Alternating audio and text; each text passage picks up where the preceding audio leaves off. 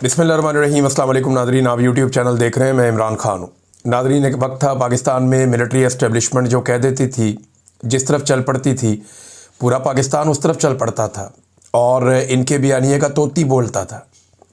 लेकिन आज सूरत हाल मुख्तलिफ है। इन्होंने बहुत सारे लोगों से लड़ाई की माजी में, यानी तारीख़ है, पाकिस्तान को बनाने वाले लोगों से लड़ाई की, फ़ातिमा जिन्ना साहिबा से लड़ाई की, शेख मुजीब से लड़े, ये उसके बाद जुल्फ़िकार दी भुट्टो से लड़े, बेनज़ीर भुट्टो से लड़े, नवाज शरीफ से लड़े, पता नहीं किस किस से लड़ते रहे। लेकिन आज तक इनका बयानिया बिकता रहा। इमरान खान एक ऐसा आदमी है, अब इनका बयानिया बिकता ही नहीं है। अब एक नया बयानिया लेकर आए मार्केट में, और बयानिया ये है कि जनाब अमेरिका के साथ मिलकर इमरान खान ने जानबूझकर ये साजिश की, और उस बयानिए के लिए लेकर आए एक CIA के साबिक चीफ का एक इंटरव्यू का हिस्सा कि धमाका खेज इंकशाफ हो गया कि जनाब अली ये इनके बकौल अब ये दावा कर रहे हैं, और वो CIA के साबिक ऑफिसर ने, जॉन ने, ये कहा कि जनाब इमरान खान साहब ने अमरीकी सफ़ीर से पूछ कर साइफर लहराया था। अब ये कह रहे हैं, तो उस वक्त तो अमरीकी सफ़ीर था ही नहीं। बयानिया बनाने से पहले ये सोचना चाहिए था और इस बात का ख्याल रखना चाहिए था। लेकिन चलो, फिर भी बयानिया बना दिया। लेकिन जब इमरान खान साहब की हुकूमत गिरी थी, तब ये क्या कहते थे, ज़रा वो भी सुने आप। ये ख्वाजा आसिफ साहब हैं, इनका नाम बाद में इनके हलके में लोगों ने ख्वाजा वेंटिलेटर डाल दिया इस स्टेटमेंट के बाद। उस वक्त ख्वाजा साहब अमेरिका और इमरान खान के बारे में क्या कह रहे थे, ये सुनिए।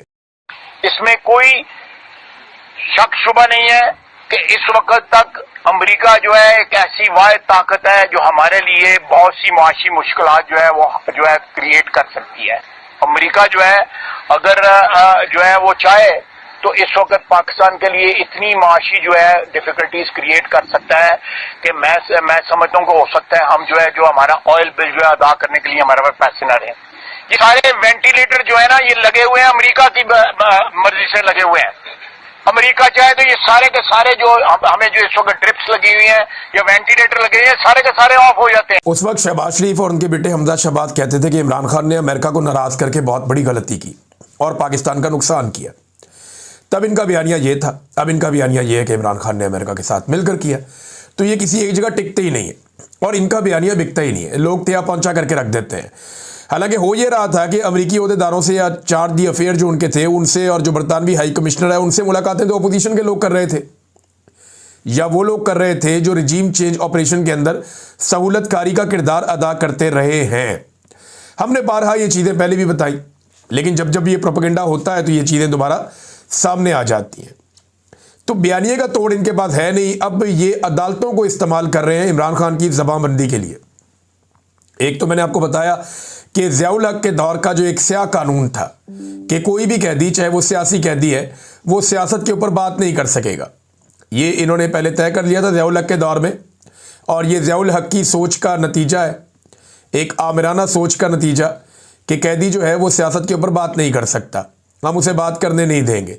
तो फिर कैदी वोट कैसे डाल सकता है, कैदी इलेक्शन कैसे लड़ सकता है, और 100 चीज़ें हैं। लेकिन क्या कैदी से आप ये हुकूक ही छीन लेंगे? तो अब वो कहते हैं जी पॉलिटिक्स के ऊपर बात नहीं कर सकता। और ये ज़ियाउल हक ने किया था इसलिए कि वो अपने सियासी मुखालिफिन को जेलों में डाल देता था और उन पे सियासत करने पे पाबंदी लगा देता था। यही काम जो है मौजूदा रिजीम में ज़ियाउल हक के जो रूहानी बेटे और उनकी पोती, इन लोगों ने दोबारा यही काम किया और दोबारा से अदालतों को इस्तेमाल करते हुए ज़ियाउल हक का वो काला कानून नाफिज करवा दिया। वजह इमरान खान साहब का बोलना। और अब ये केस इमरान खान साहब का लेकर पहुँचे हुए हैं अदालत के अंदर, जिसके ज़रिए ये कोशिश कर रहे हैं कि इमरान खान साहब का जो ट्विटर अकाउंट है उसे बंद कर दें। यानी इमरान खान साहब के ट्विटर पैगामात के ख़िलाफ़ ये केस इस्लामाबाद हाई कोर्ट में वाजिद गिलानी, काबीना के मेंबर एग्जीक्यूटिव गुलाम मुर्तज़ा खान ने मारूफ नून लीगी वकील रहनुमा जनाब बैरिस्टर ज़फ़रुल्लाह खान के ज़रिए दायर किया है और अदालत से दरख्वास्त की है कि वो मंदरजा झेल अहकामात जारी करें। नंबर 1, इमरान खान के ट्वीट्स के गैर कानूनी होने का ऐलान किया जाए कि जेल में मौजूद इमरान खान के अकाउंट से शाया होने वाले ट्वीट्स गैर कानूनी हैं, गैर आईनी हैं और पाकिस्तान के कानून के ख़िलाफ़ है। अब इससे ये करेंगे कि ट्विटर के ऊपर ख़तों किताबत करेंगे। नंबर 2, तहकीक और पाबंदी का हुक्म। साइबर क्राइम एजेंसी और टेलीकॉम अथॉरिटी को हदायत की जाए कि वो फौरी तौर पर इन अफराद टीमों की शिनाख्त करें, इनकी तहकीकात करें और इन्हें रोकें जो इमरान खान की तरफ से ये ट्वीट्स चला रहे हैं। और पीटीए को ये हदायत की जाए कि वो मज़कूरा अकाउंट से अपलोड किए गए इन तमाम ट्वीट्स को ब्लॉक करे या हटा दे। नंबर 3, जेल कवानीन की पाबंदी। जेल सुपरिटेंडेंट को हदायत की जाए कि वो जेल के कवायदो ज़वाबित की सख्ती से पाबंदी यकीनी बनाए ताकि कोई भी कैदी गैर कानूनी तौर पर सोशल मीडिया अकाउंट ना चला सके। नंबर 4, बराह रास्त पाबंदी। इमरान खान साहब को बराह रास्त हदायत की जाए कि वो इस गैर कानूनी और गैर आइनी सरगर्मी को फौरी तौर पर बंद करें। पाकिस्तान तहरीक इंसाफ को हदायत की जाए कि वो इमरान खान के ट्वीट्स को रीट्वीट या शेयर करने या फैलाने से गुरेज करे। नंबर 5, दीगर मुतफर्रिक अहकामात। इसके अंदर और भी हैं कि अदालत से कोई भी दीगर हुक्म जो इस मामले के हकायक और हालात के तहत मुनासिब समझी जाए जारी किया जाए। अब आप अंदाज़ा करें, और ये सारी मालूमात जो है ये पाकिस्तान तहरीक इंसाफ से ताल्लुक़ रखने वाले खालिद यूसुफ चौधरी साहब ने फ्राहम की हैं और इमरान खान साहब से इनका एक बड़ा गहरा ताल्लुक़ है। इमरान खान साहब को रिप्रेजेंट भी करते हैं। वो ये बता रहे हैं कि जनाब ये किया जा रहा है इमरान खान साहब की ज़बानबंदी के लिए। एक तो ज़ियाउल हक का काला कानून लेकर आ गए, दूसरा इमरान खान साहब के ट्विटर के ज़रिए उन्हें मुकम्मल खामोश करने का फ़ैसला किया गया ताकि उनकी आवाज़ को मुकम्मल तौर पर बंद किया जा सके। अपना तो बयानिया है नहीं बेचने के लिए, नैरेटिव बिकता नहीं है, तो जो बंदा कह सकता है कोई बात जिसकी बात लोग सुनते हैं उसका मुंह बंद करने की या उसकी ज़बानबंदी की भरपूर कोशिश कर रहे हैं। देखिए, ये निज़ाम चाहता है कि नवाज शरीफ बोले, नवाज शरीफ बोले, कुछ तो बोले, लेकिन नवाज शरीफ को बोलने के काबिल ही नहीं छोड़ा। ये निज़ाम चाहता है कि इमरान खान खामोश हो जाए, ज़बानबंदी हो जाए, लेकिन इमरान खान रोज़ बोलता है, बल्कि उसकी आवाज़ पूरे पाकिस्तान में गूंजती है। उसके वर्कर भी बोलते हैं, वो खुद भी बोलता है और उसका बयानिया हर तरफ फैला हुआ है। उसकी पुरानी वीडियोस इतनी वायरल होती हैं कि नवाज शरीफ की बहुत सारी नई वीडियोस इतनी वायरल नहीं हो पाती। नाज़रीन, सुहेल अफरीदी ने एक बड़ा समझदाराना फ़ैसला किया और यही सोशल मीडिया को लेकर किया। ये वो गलती है जो शेर अफजल मरवत ने की थी, यही वो गलती है जो अली अमीन गंडापुर ने की थी। इन्होंने अपने अपने सोशल मीडिया के जो है वो पूरी टीमें बना के तो पाकिस्तान तहरीक इंसाफ के सोशल मीडिया से जंग शुरू कर दी थी। गंडापुर साहब के सोशल मीडिया के अकाउंट पहचाने जाते थे, पता चलता था कि ये चंद लोग हैं जो गंडापुर साहब की सपोर्ट में आए हुए हैं और ये पाकिस्तान तहरीक इंसाफ के सोशल मीडिया से सारा दिन लड़ते थे। वो कभी PMLN के सोशल मीडिया से या बाकी जमातों से या एस्टेब्लिशमेंट से उनका ऐसे फड्डा नहीं होता था। उनका डायरेक्ट फड्डा रहता था पाकिस्तान तहरीक इंसाफ के सोशल मीडिया से, जो ऑफिशियल सोशल मीडिया है। शेर अफजल मरवत साहब ने सबसे पहले ये काम किया था। उन्होंने अपना सोशल मीडिया बनाया था और पाकिस्तान तहरीक इंसाफ के सोशल मीडिया से उनका सोशल मीडिया टकरा गया था। लेकिन जो PTI का सोशल मीडिया या इमरान खान का सोशल मीडिया है, उसका मुकाबला तो रियासत नहीं कर पा रही इतने लंबे अरसे से। तो ये दो लोग क्या करते? अब सुहेल अफरीदी ने एक अच्छा स्टेटमेंट दिया, समझदारी का सबूत दिया। वो गलती इन्होंने नहीं दोहराई। उनके बकौल उनका अपना कोई सोशल मीडिया नहीं है, कोई सोशल मीडिया टीम नहीं है, बल्कि पाकिस्तान तहरीक इंसाफ का जो ऑफिशियल सोशल मीडिया है वही उनका सोशल मीडिया रहेगा। यार मोहम्मद नियाज़ी को जो ऑफिशियल सोशल मीडिया की टीम है PTI की, उन्होंने ही फोकल पर्सन मुकर्रर किया सोशल मीडिया का सुहेल अफरीदी का, और वो अब ये काम करेंगे, उन्होंने नामजद करके दिया है। तो ये जनाब सुहेल अफरीदी साहब ने अक्लमंदी का काम किया कि जनाब मेरा कोई सोशल मीडिया नहीं है, बल्कि ये जो तहरीक इंसाफ का जो ऑफिशियल सोशल मीडिया है मैं उनके साथ काम करूंगा और मेरे हवाले से इतलात वो देंगे और मैं उनके साथ कोऑर्डिनेशन में रहूंगा। और उन्होंने अपना बंदा नामजद करके यहाँ दे दिया है। तो ये अक्लमंदी है। मेरे ख्याल में ये मशवरा जो है उनके कोई समझदार साथियों ने दिया है, या कम से कम मुराद सईद, वो क्योंकि ओन करते हैं इस सोशल मीडिया को जो पाकिस्तान तहरीक इंसाफ का है और तहरीक इंसाफ का सोशल मीडिया मुराद सईद को ओन करता है, लिहाजा इस बात को आप इस तरह देख सकते हैं। नाज़रीन, एक कॉन्फ्रेंस हुई है पाकिस्तान में और ये कॉन्फ्रेंस हुई फ़लस्तीन के हवाले से। फ़लस्तीन से इजहार यकजहती के लिए आल पार्टीज़ कॉन्फ्रेंस हुई, लेकिन इसका एजेंडा क्या है? यानी इन्होंने सारी जमातें बुलाई कि जनाब फ़लस्तीन के हवाले से हमने काम करना है, फ़लस्तीन के हक़ में हमने बोलना है। तो एजेंडा क्या था? फ़लस्तीन या इसराइल से इजहार यकजहती। या तो आप फ़लस्तीन से इजहार यकजहती करेंगे या इसराइल के साथ करेंगे। तो यहाँ पे जो वफाकी वज़ीर हैं काफ लीग के चौधरी सालिक हुसैन साहब, मेंबर कौमी असम्बली, ये फैमिली बहुत करीब है आसिम मुनीर साहब के, और इन्होंने फील्ड मार्शल साहब के कहने पे या इससे पहले बाजुआ साहब के कहने पे ख़ानदान में दरार डाल ली और ये PMLN के साथ चले गए। हालांकि उनके साथ इनकी बड़ी पुरानी एक जंग थी, उनके साथ एक पुरानी लड़ाई थी, लेकिन ये उस कैंप में चले गए। अब चौधरी सालिक हुसैन साहब की गुफ्तगू अगर आप सुने इस कॉन्फ्रेंस में, तो वो ऐसा लगता है कि इसराइल को तस्लीम करने के हवाले से कोई जहन साजी कर रहे हैं। मैं चाहता हूँ आप खुद भी सुन लें, आपको आइडिया हो जाए कि चौधरी सालिक हुसैन साहब कैसे ये मामला और ये बात कर रहे हैं। ये सुनिए जरा आप। लेकिन हम यहाँ दूसरी बात भी कह रहे हैं, वो सुनने में तो बहुत अच्छी लगती है कि जी इजराइल जो है वो हम उसको तस्लीम ही नहीं करेंगे, लेकिन आपके ख्याल में ये मुमकिन है आज के दौर में? वो कह रहे हैं सुनने में तो बहुत अच्छा लगता है कि हम इसराइल को तस्लीम नहीं करेंगे, लेकिन क्या आज के दौर में ये मुमकिन है कि तस्लीम ना करें?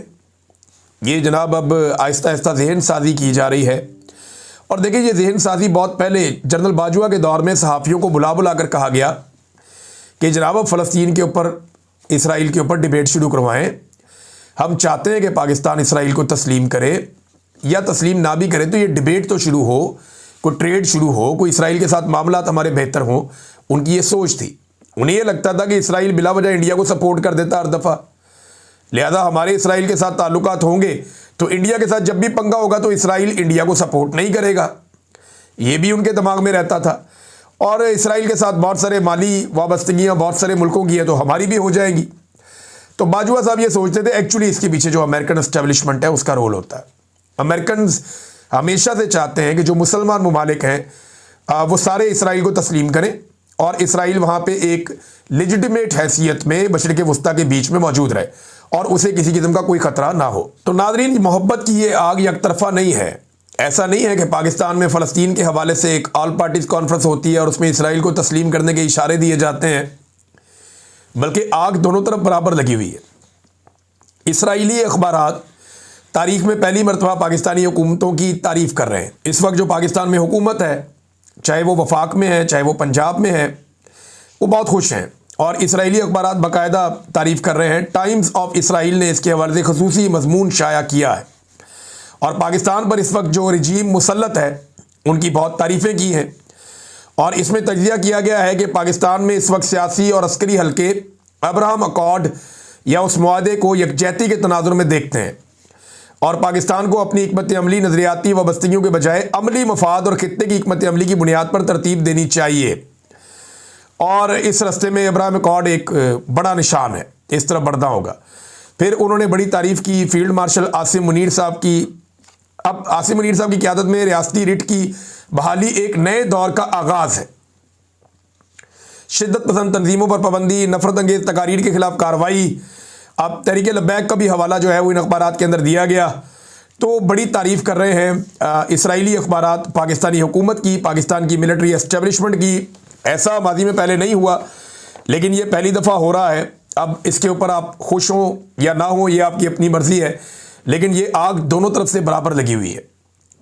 डोनाल्ड ट्रंप को अमन के नोबेल पीस प्राइज़ के लिए जो सबसे पहले नॉमिनेट किया शहबाज शरीफ और नेतन्याहू ने किया।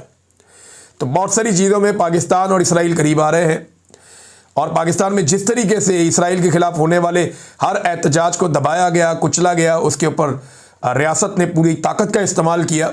ये एक बड़ी नई मिसाल है जो इससे पहले माजी में हमने नहीं देखी। माजी की हुकूमतें डरती थी, वो ये सोचती थी कि लोग क्या सोचेंगे, हमारे ऊपर रद्द-ए-अमल होएगा, हमें जो है वो सियासी नुकसान हो जाएगा अगर हम फ़लस्तीनियों के हक़ में निकलने वाले लोगों को रोकेंगे या इसराइल के ख़िलाफ़ एहतजाज करने वाले लोगों को रोकेंगे। लेकिन मौजूदा रजीम ने इस बात की परवाह नहीं की, जिस पे इसराइल बहुत खुश है। उनकी तहरीरों के अंदर अब ये चीज़ नज़र भी आ रही है। नाज़रीन, खुर्रम दस्तगीर साहब एक सीनियर पॉलिटिशियन है PMLN के। उन्होंने एक स्टेटमेंट दिया और स्टेटमेंट मैं पढ़ रहा था, फिर मैंने उसको सुना निकाल के स्टेटमेंट को, तो मैं हैरान हो गया। लेकिन इनके वालिद गिरामी ने भी जब फातिमा जिन्ना साहिबा का एक अयूब खान के खिलाफ इलेक्शन हो रहा था तब फातिमा जिन्ना साहिबा की बड़ी तौहीन की थी, गुजरावाला में बड़ी तौहीन की थी। तो अब जो है वो उनके बेटे भी उसी रास्ते पे चल पड़े, अच्छे खासे पढ़े लिखे आदमी हैं। अब वो ये कहते हैं तहरीक लब्बैक के एहतजाज के बाद हाई लेवल मीटिंग में ये बात तय हो चुकी है कि अब सियासत सिर्फ पुरअमन होगी। फील्ड मार्शल साहब ने वादे कर दिया है कि हार्ड स्टेट ही होगी। भी मेरा खुर्रम दस्तगीर साहब आपसे सवाल है, कौन सा आइन इजाज़त देता है आर्मी चीफ को या फील्ड मार्शल को कि वो ये वादे करें या फैसला करें कि स्टेट कैसे चलेगी और कैसी होगी?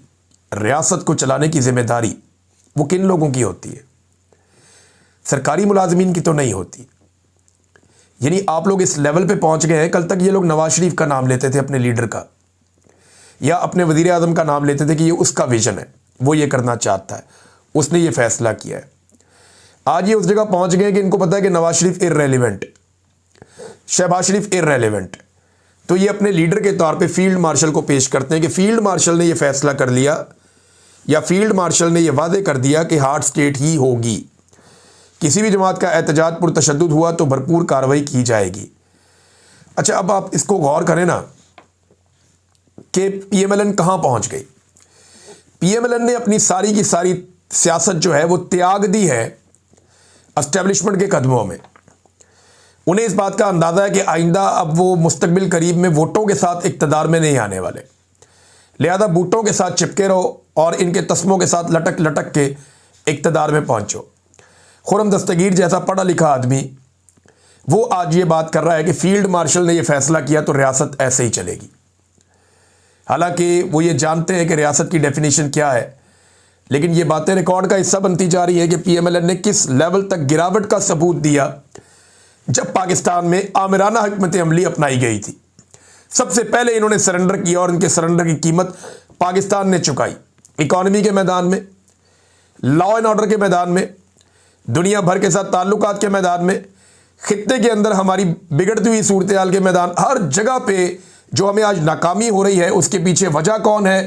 पीएमएलएन। इसलिए कि उन्होंने एस्टेब्लिशमेंट जिनका ये काम नहीं है उनकी बालादस्ती और उनके फैसलों को मिनोअन कबूल कर लिया।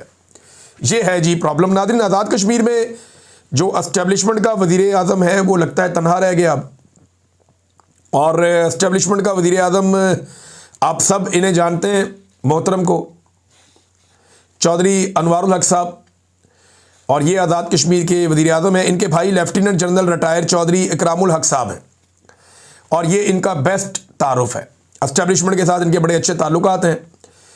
ये सितंबर 2023 में जब फारिग कर दिया गया, उस वक्त पाकिस्तान तहरीक इंसाफ के वज़ीर आज़म को सरदार तनवीर इलियास को अदालत के ज़रिए से नाअहल किया गया। पर वो अब नाअहल नहीं, क्योंकि वो तो आ गए प्रेस कॉन्फ्रेंस वाली पार्टी में आ गए ना, तो अब तो वो नाअहल नहीं, अब तो वो बिल्कुल अहल है, क्योंकि वो एस्टेब्लिशमेंट की गोद में आ गए, उस तरफ दूसरी तरफ आ गए। तो वो फिर नाअहली तो तब तक होती है जब तक कि आप इमरान खान के साथ खड़े हों। इस वक्त जैसे ही आप एस्टेब्लिशमेंट की बात मानते हैं फिर आपकी नाअहली नहीं रहती। फैसल वाडा की मिसाल भी आपके सामने है। तो नाज़रीन, हुआ ये कि ये उम्मीदवार लाया गया था सितंबर 2023 में, और इसको 52 में से 48 वोट दिलवा दिए गए, वज़ीर आज़म बना दिया गया। पीपल्स पार्टी के लोग अपना उम्मीदवार चुन रहे थे कि ये हमारा उम्मीदवार होगा, इसको हम वज़ीर आज़म बनाएंगे। इन्होंने, मुझे पीपल्स पार्टी के लोगों ने बताई ये बात, कुछ जर्नलिस्ट हैं उन्होंने भी, कि ये गए, इन्होंने पीपल्स पार्टी से वोट मांगा। पीपल्स पार्टी को इन्होंने कहा उनके लोगों को, तुम वोट दे दो, नहीं तो वोट तो तुम्हें देना ही पड़ेगा। उनका ये क्या बात हुई? ये कौन सा तरीका है वोट मांगने का? आराम नाल वोट दे दो, नहीं तो तुम्हें देना ही पड़ेगा। फिर हुआ ये कि जरदारी साहब का फ़ोन आता है और पीपल्स पार्टी के सारे लोग सर फेंक के वोट डालते हैं। यही काम जो है वो पीएमएलएन ने भी किया, सर फेंक के उनकी क़यादत का फ़ोन है कि वोट डालो इसको, क्योंकि ये एस्टेब्लिशमेंट का उम्मीदवार है, तो उसको भी वोट डल गए, और पाकिस्तान तहरीक इंसाफ भी इसकी झोली में डाल दी गई। तो 52 में से 48 वोट लेकर ये शख्स वज़ीर आज़म बन गया आज़ाद कश्मीर का। और आज इसकी हालत ये है कि पीएमएलएन ने कहा जी हम तो इससे दूर हो रहे हैं, अपने आप को दूर कर रहे हैं, हम इसकी नाकामियों का मलबा नहीं उठा सकते, क्योंकि इसने आंखें बंद करके वही किया जो एस्टेब्लिशमेंट ने इसे कहा, और पूरे आज़ाद कश्मीर की आवाम को अपने खिलाफ कर लिया। अब कोई भी पॉलिटिकल पार्टी इसका बोझ नहीं उठाना चाहती। पीएमएलएन भी इससे दूर हो गई है। पीपल्स पार्टी कहती है हम तो इसके खिलाफ अदम एतमाद की तहरीक लेकर आएंगे।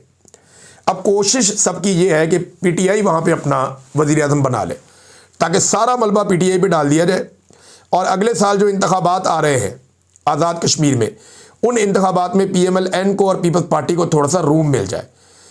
पीटीआई अगर कोई बहुत बेवकूफ़ जमात होगी तो इस वक्त वो इनके नरक़े में आएगी। अगर कोई भी शख्स वज़ीर आज़म बनना चाहता है, कोई मिलजुल के ये काम करते हैं तो कर लें, लेकिन पीटीआई को चाहिए कि इस खेल से अपने आप को बाहर रखे और इलेक्शन का इंतज़ार करे, और इलेक्शन में बेहतर उम्मीदवार खड़े करके, जो लोग नहीं बिके और जो लोग नहीं बिकेंगे उस तरह के उम्मीदवार खड़े करके एक मरतबा दोबारा इलेक्शन में आए और इलेक्शन को जीतने की कोशिश करे। ये पाकिस्तान तहरीक इंसाफ करेगी तो शायद उसके लिए बेहतर होगा। बहरहाल अब क्योंकि इलेक्शन ज़्यादा दूर नहीं है तो एस्टेब्लिशमेंट का उम्मीदवार सबको बुरा लगना शुरू हो गया है और बेचारा मुश्किल में है। एस्टेब्लिशमेंट कोशिश कर रही है अपने उम्मीदवार को बचाने की, वो कामयाब होते हैं या नहीं होते ये आपको आने वाले वक्त में पता चल जाएगा। अब तक के लिए इतना ही, अपना ख्याल रखिएगा, अपने चैनल का भी। अल्लाह हाफिज़।